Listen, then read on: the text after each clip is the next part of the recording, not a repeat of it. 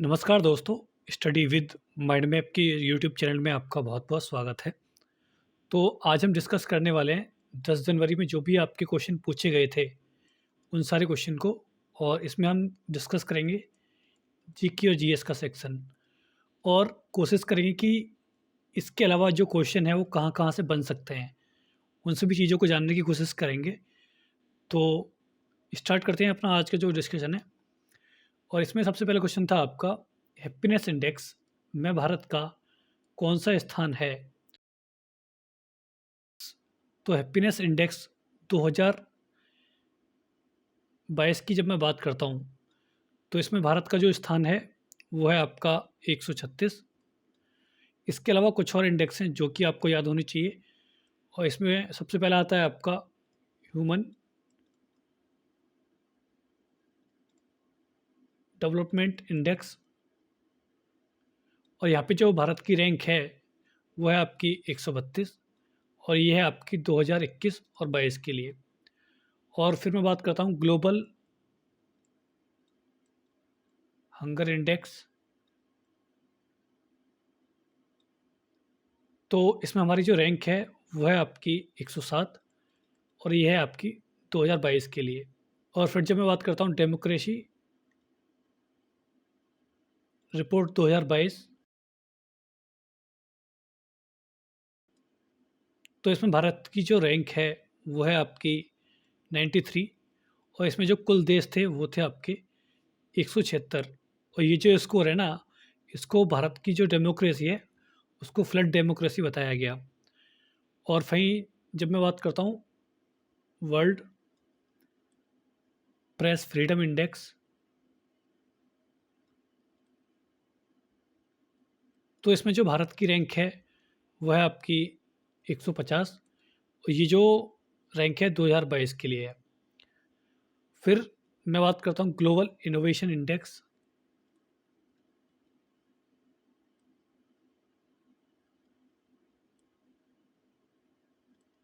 और इसमें हमारी जो रैंक है, वो है आपकी 40th, 40वीं, और ये है आपकी 2022 के लिए।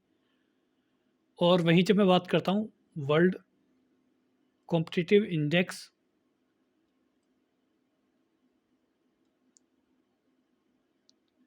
तो यहाँ पे हमारी जो रैंक है, वो है आपकी 37th, और ये है आपकी 2021 के लिए। और वहीं जब मैं बात करता हूँ ग्लोबल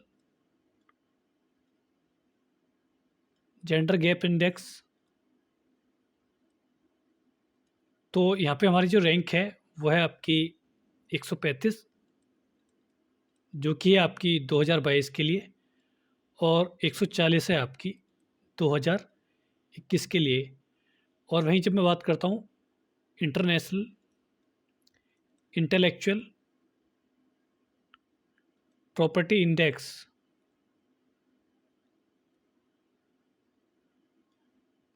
और तो इसमें हमारी जो रैंक है, वो है आपकी 43, और ये है आपकी 2022 के लिए।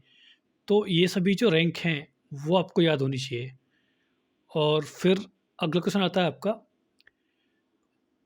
गौतम बुद्ध ने अपना प्रथम उपदेश कहाँ पर दिया था? तो ये दिया था आपका सारनाथ में।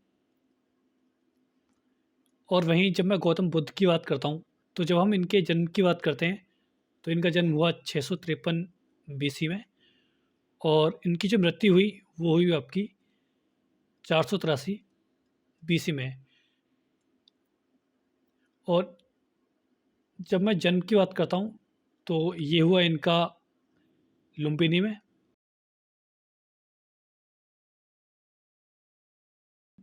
और जब मृत्यु की बात करता हूँ, तो ये हुई इनकी कुशीनगर में। और वहीं जब मैं बात करता हूँ इनको जो ज्ञान की प्राप्ति है, वो कहाँ पे हुई,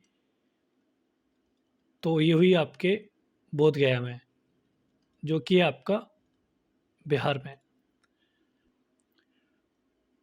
तो जब मैं इनके ज्ञान की प्राप्ति की बात करता हूँ, तो यहाँ से कुछ क्वेश्चन पूछे जाते हैं। जैसे आपसे पूछ सकता है कि गौतम बुद्ध को किस नदी के किनारे ज्ञान की प्राप्ति हुई? तो वो नदी थी आपकी निरंजना, और इसको बोला जाता है आपका फाल्गु। और जो वृक्ष था वो कौन-सा था? वो था आपका पीपल, और इसी को बोलते हैं बोधि वृक्ष।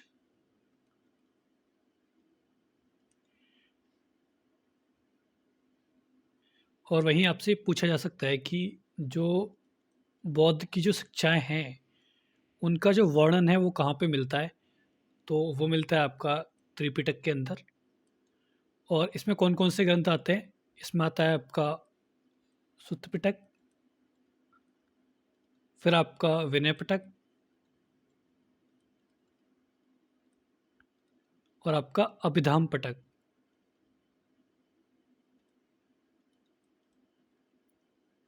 और वहीं जब मैं बात करता हूँ गौतम बुद्ध के जो पूर्व जन्म की कथाएँ हैं, उनको क्या बोला जाता है? तो उनको बोला जाता है आपका जातक कथाएँ,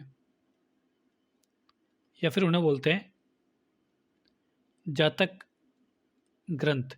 यहाँ पे उनका जो वर्णन है वो मिलता है। और आगे बढ़ने से पहले मैं आपको बता दूँ, अगर आपने स्टडी विद माइंड मैप को सब्सक्राइब नहीं किया है, तो चैनल को सब्सक्राइब ज़रूर करिए और जो बेल आइकन होता है उसको भी ज़रूर दबाइए। इससे क्या होगा कि जो भी हम वीडियो अपलोड करेंगे, वो आपसे मिस नहीं होंगी। और अगला क्वेश्चन आता है आपका, तुलसी का वैज्ञानिक नाम क्या है? तो इसका जो वैज्ञानिक नाम है वो है आपका होली बशील। और अगला क्वेश्चन आता है आपका, पलामू अभयारण्य कहाँ पर स्थित है? तो ये है आपका झारखंड के अंदर। और टाइगर रिजर्व और आपके वाइल्ड लाइफ सेंचुरी, इन दोनों टॉपिक के लिए मैंने ऑलरेडी वीडियो अपलोड कर दिए, तो आप उनको वहाँ से जा कर के देख सकते हो। और अगला क्वेश्चन आता है आपका, हरिहर व बुक्का किस वंश से संबंधित थे? तो यहाँ पे जो आपका राइट ऑप्शन होगा ना, वो होगा आपका संगम वंश। हरिहर और बुक्का ने एक नगर बसाया, जो कि था आपका विजयनगर। और जब मैं विजयनगर साम्राज्य की बात करता हूँ, तो इसका शासन चला आपका 1336 से लेकर के 1646।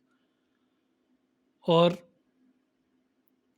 इसमें आपके जो प्रमुख राजवंश थे जिन्होंने राज किया, वो थे आपके संगम वंश, फिर आपका सालो वंश,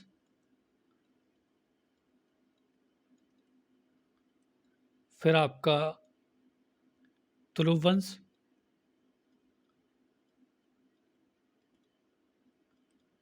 फिर आपका अराविड वंश।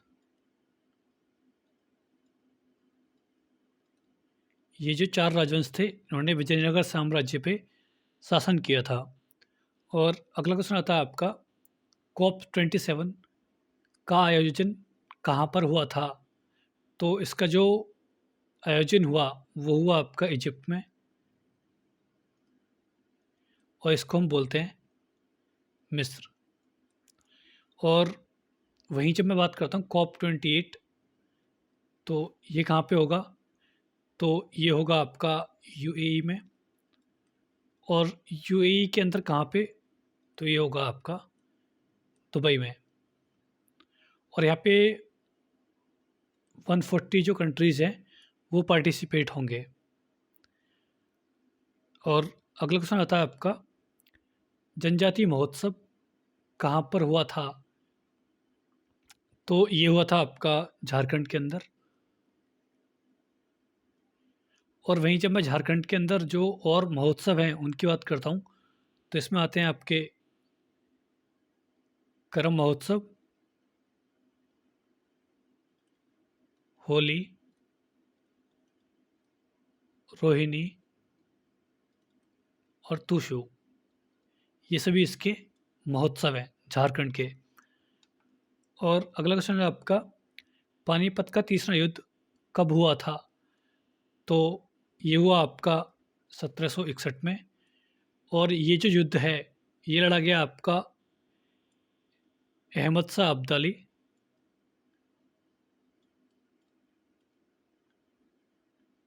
और आपके मराठा। अगर आपसे पूछता है कि मराठाओं की तरफ से कौन लड़ा था, तो वो लड़े थे आपके सदाशिवराव भाऊ।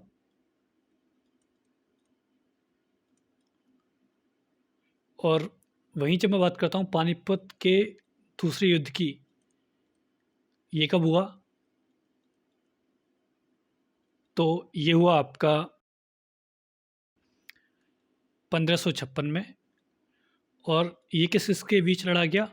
तो ये लड़ा गया आपका हेमू और आपका अकबर।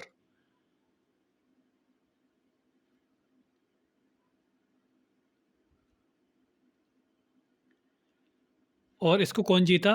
तो इसको आपका अकबर जीता। और वहीं जब मैं बात करता हूँ पानीपत का जो पहला युद्ध है, वो कब हुआ? तो वो हुआ आपका 1526 में। और ये किस किसके बीच लड़ा गया? तो ये लड़ा गया आपका इब्राहिम लोधी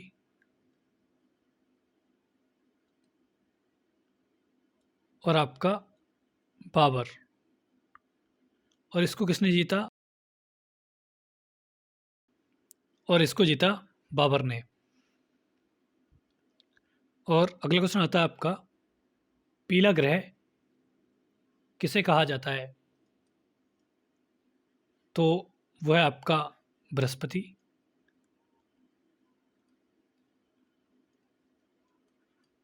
और वहीं जब मैं ग्रहों की बात करता हूँ, तो आप इसको इस इमेज से देख सकते हो।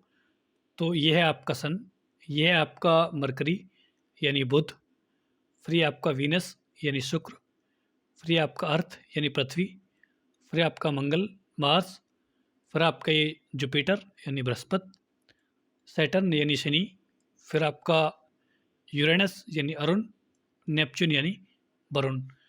और वहीं जब मैं सोलर सिस्टम की बात करता हूँ, तो यहाँ से कुछ क्वेश्चन पूछे जाते हैं। तो सबसे पहला क्वेश्चन आपसे पूछ सकता है कि हमारा जो सोलर सिस्टम है, उसमें सबसे बड़ा जो ग्रह है वो कौन सा है? तो वो है आपका जुपिटर, ये वाला। और वहीं जब आपसे पूछता है कि सबसे छोटा जो ग्रह है वो कौन सा है? तो वो है आपका मरकरी। और वहीं आपसे पूछता है कि सूर्य के सबसे निकट कौन सा ग्रह है? तो वो है आपका मरकरी।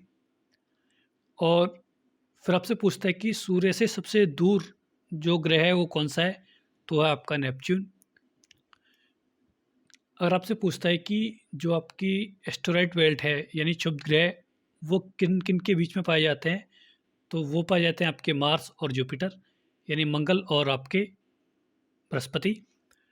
और वहीं आपसे अगर पूछता है कि जितने भी हमारे ग्रह हैं,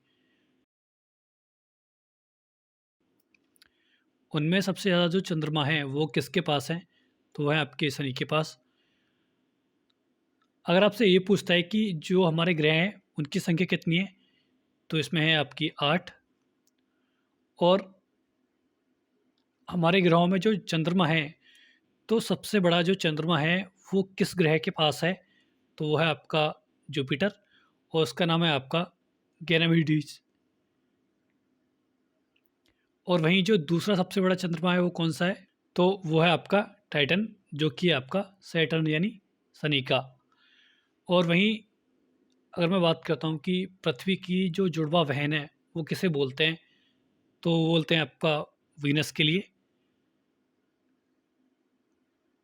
यानी शुक्र।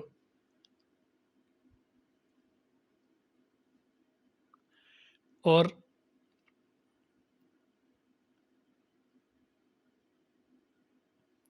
अगला क्वेश्चन आता है आपका, आईपीएल 2022 किस टीम ने जीता?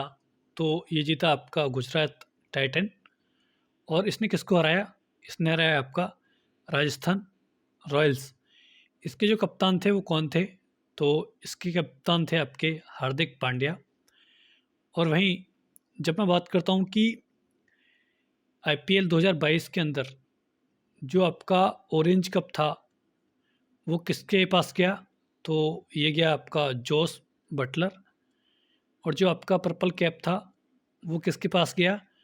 तो वो गया आपका युजवेंद्र चहल। और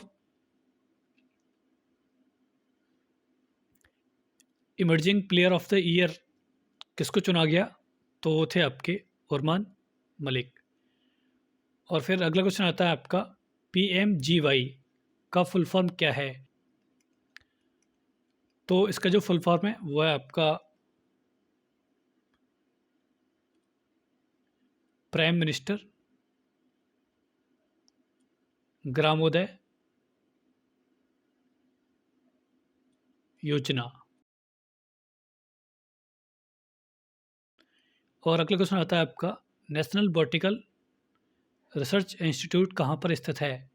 तो यह है आपका लखनऊ के अंदर। फिर अगला क्वेश्चन आता है आपका, यूक्रेन के राष्ट्रपति का नाम क्या है? तो इनका नाम है आपका व्लादिमीर जेलेंस्की। और अगला क्वेश्चन आता है आपका, 2017-18 विजय हजारे ट्रॉफी का खिताब किस टीम ने जीता? तो ये जीता आपका सौराष्ट्र ने, और ये है आपकी कर्नाटक की। और अगला क्वेश्चन आता है आपका, अगस्त 2022 में उत्तराखंड के ब्रांड एम्बेसडर के रूप में किसे नियुक्त किया गया है? तो वो है आपके ऋषभ पंत। और अगला क्वेश्चन आता है आपका, 2000 के नोट के पीछे किसका चित्र अंकित है? तो इसके पीछे जो चित्र अंकित है वो है आपका इसरो के मंगलयान का। और वहीं जब मैं बात करता हूँ 500 के नोट पे, तो यहाँ पे जो चित्र अंकित है वो है आपका रेड फोर्ट। और जब मैं 200 के नोट की बात करता हूँ तो इस पे जो चित्र अंकित है वो है आपका सांची स्तूपा।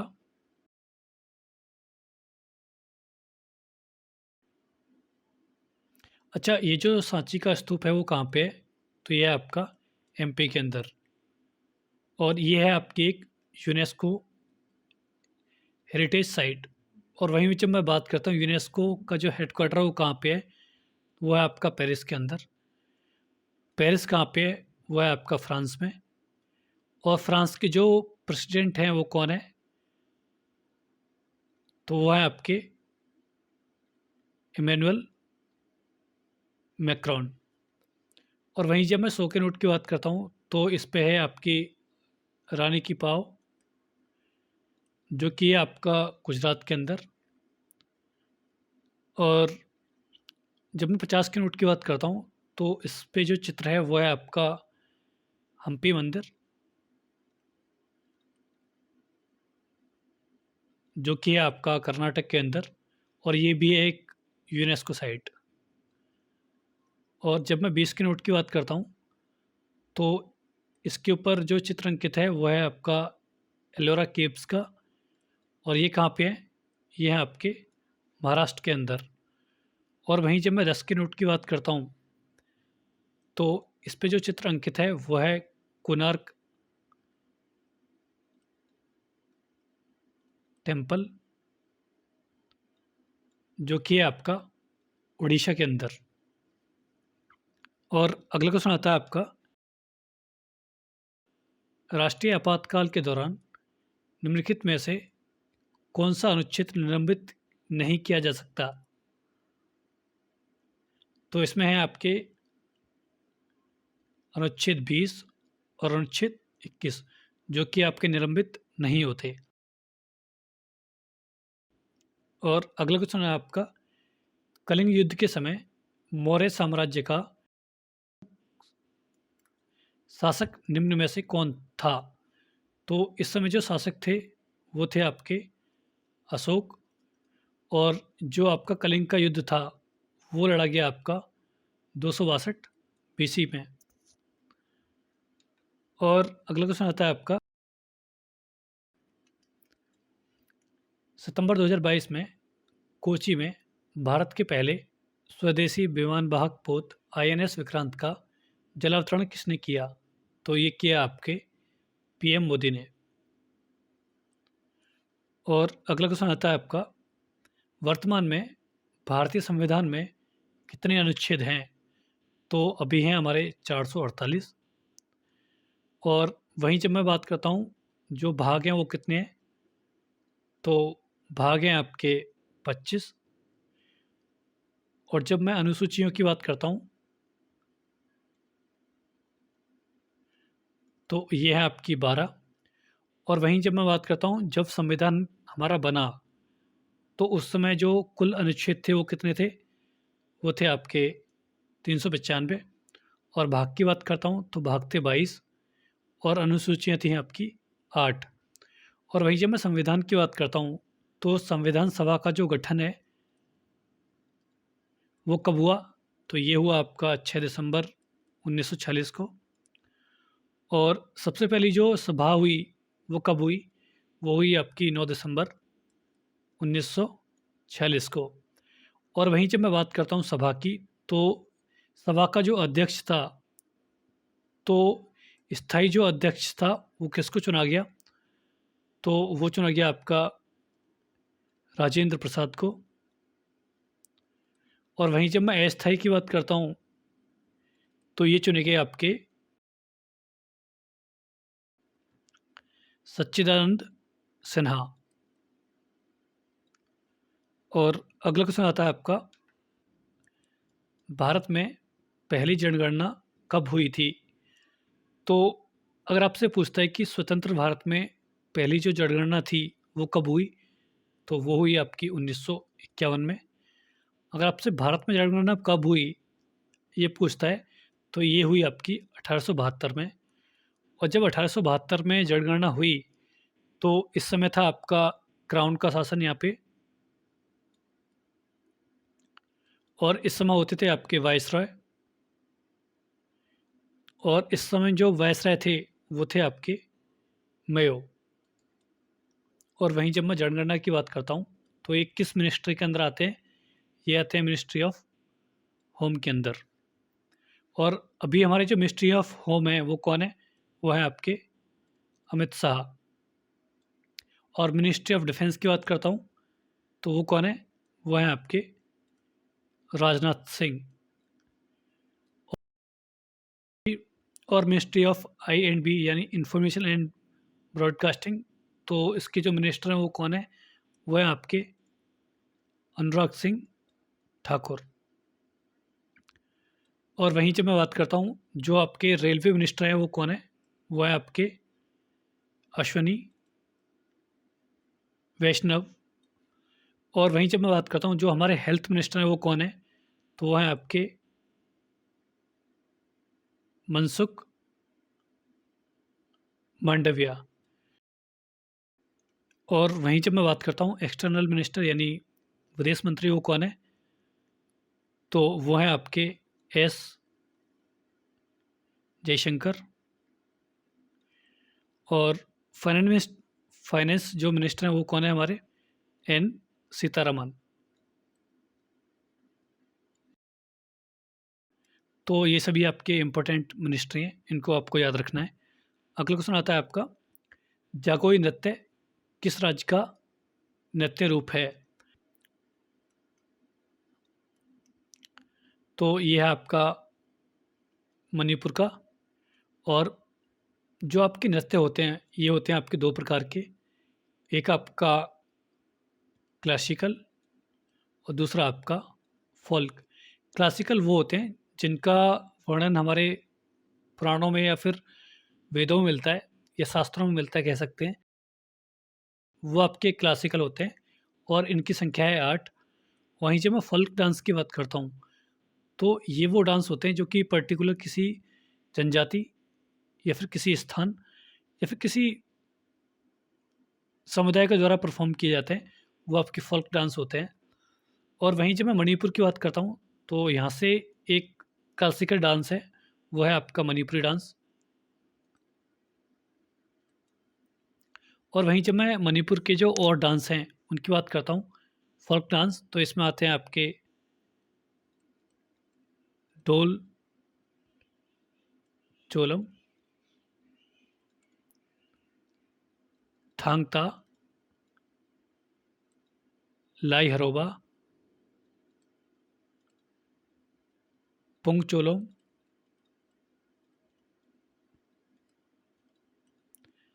खंबा थबी, नुपा डांस, रासलीला और आपका खुबक इशी, ये सभी इसके लोक नृत्य हैं। और अगला क्वेश्चन आता है आपका, 7वीं पंचवर्षीय योजना का मुख्य उद्देश्य क्या था? तो इसका जो मुख्य उद्देश्य था वो था आपका ऊर्जा और खाद्य। वही अब मैं बात करता हूँ सबसे पहली योजना, तो ये चलिए आपकी 1951 से लेकर के 56 तक, और इसमें हमने ध्यान दिया कृषि के ऊपर, बिजली और आपकी सिंचाई के ऊपर। और जो आपका हीराकुंड डैम है महानदी पे उड़ीसा में, वो इसी योजना के अंतर्गत बनाया गया। फिर मैं बात करता हूँ दूसरी पंचवर्षीय योजना, तो ये चलिए आपकी 1956 से लेकर के 1961, और इसका जो उद्देश्य था वो था आपका उद्योगों को लगाना। और वहीं जब मैं तीसरी योजना की बात करता हूँ, तो ये चलिए आपकी 1961 से लेकर के 1966 तक, और इसमें जो उद्देश्य था वो था आपका खाद्य की पूर्ति करना और उद्योगों को लगाना। फिर जो आपकी चौथी योजना आती है वो आती है आपकी 1969 में, और ये चलती है आपकी 1974 तक। और यहाँ पे हमने जो ध्यान दिया वो दिया आपका कृषि के ऊपर। और वहीं जब पाँचवीं योजना की बात करते हैं, तो ये चलिए आपकी 1974 से लेकर के 1979 तक, और यहाँ पे जो मुख्य उद्देश्य था वो था आपका गरीबी उन्मूलन और आपकी आर्थिक आत्मनिर्भरता।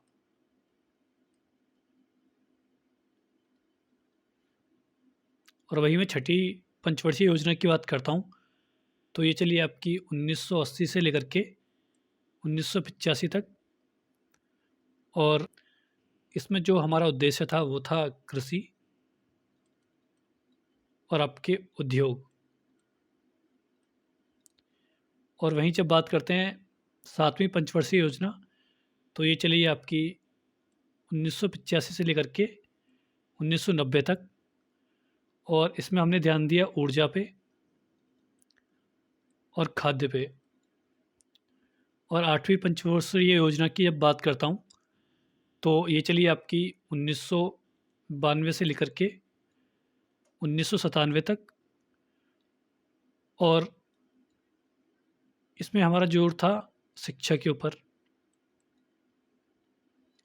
और वहीं जब मैं बात करता हूँ नौवीं पंचवर्षीय योजना, तो ये चलिए आपकी 1997 से लेकर के 2002, और यहाँ पे हमने ध्यान दिया सामाजिक न्याय। और वहीं 10वीं पंचवर्षीय योजना की बात करता हूँ, तो ये चलिए आपकी 2002 से लेकर के 2007, और यहाँ पे हमने ध्यान दिया रोजगार और ऊर्जा पे। और वहीं जब मैं 11वीं पंचवर्षीय योजना की बात करता हूँ, तो ये चलिए आपकी 2007 से लेकर के 2012, और यहाँ पे हमने सब ध्यान दिया समावेशी विकास के ऊपर। और वहीं जब बात करते हैं 12वीं पंचवर्षीय योजना, तो ये चलिए आपकी 2012 से लेकर के 2017 तक, और इसमें हमारा जो उद्देश्य था वो था आपका तीव्र समावेशी विकास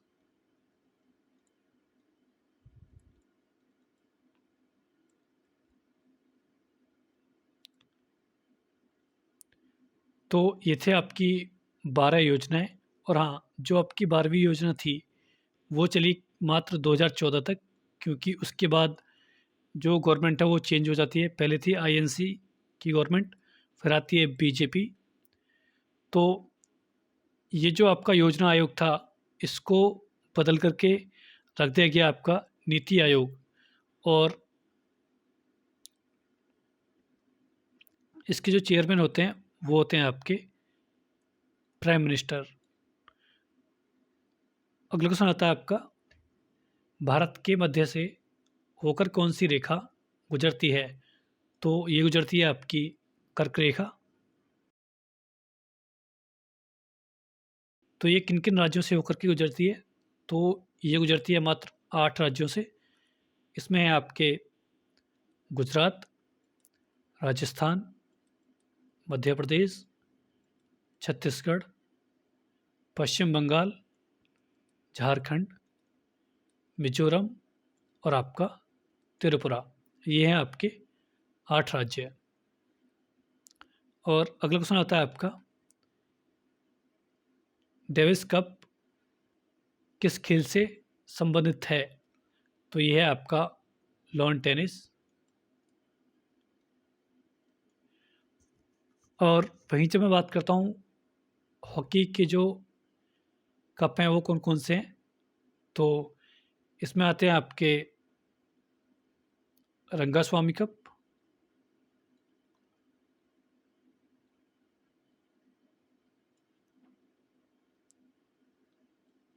फिर आपका इंदिरा गोल्ड कप,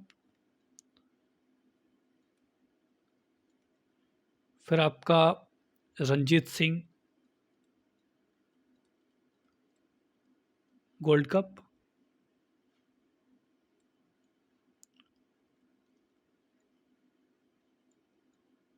और वहीं जब मैं क्रिकेट की बात करता हूँ तो इसमें होते हैं आपके Ranji trophy, Asia cup, CK Naidu trophy, फिर आपकी चैंपियंस ट्रॉफी,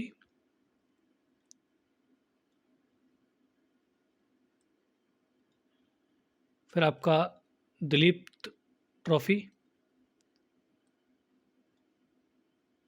फिर आपका ईरानी ट्रॉफी। और वहीं जब मैं बात करता हूँ फुटबॉल, तो इसमें होते हैं आपके FIFA world cup, Jules Rimet trophy,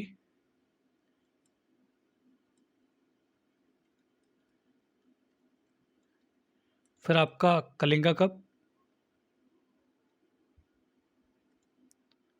फिर आपका डूरंड कप,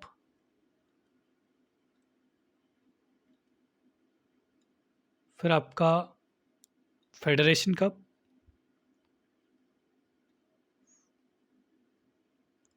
फिर आपका कोलंबो कप। ये सभी जो कप हैं वो फुटबॉल से हैं। और वहीं जब बात करते हैं बैडमिंटन, तो इसमें आते हैं आपके थॉमस कप, फिर आपका नारंग कप, फिर आपका दीवान कप, फिर आपका महाराजा Ranjit Singh gold cup.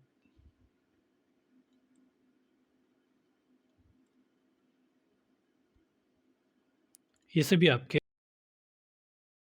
Badminton से हैं। तो ये था हमारा एनालिसिस 10 जनवरी के लिए। और जल्द ही हाजिर होंगे 11 जनवरी के एनालिसिस को लेकर के। तो अगर आपने वीडियो लाइक नहीं किया तो वीडियो को लाइक करिए, चैनल को सब्सक्राइब करिए, ज़्यादा से ज़्यादा लोगों के साथ शेयर भी करिए। मिलते हैं आपको नेक्स्ट वीडियो में। धन्यवाद।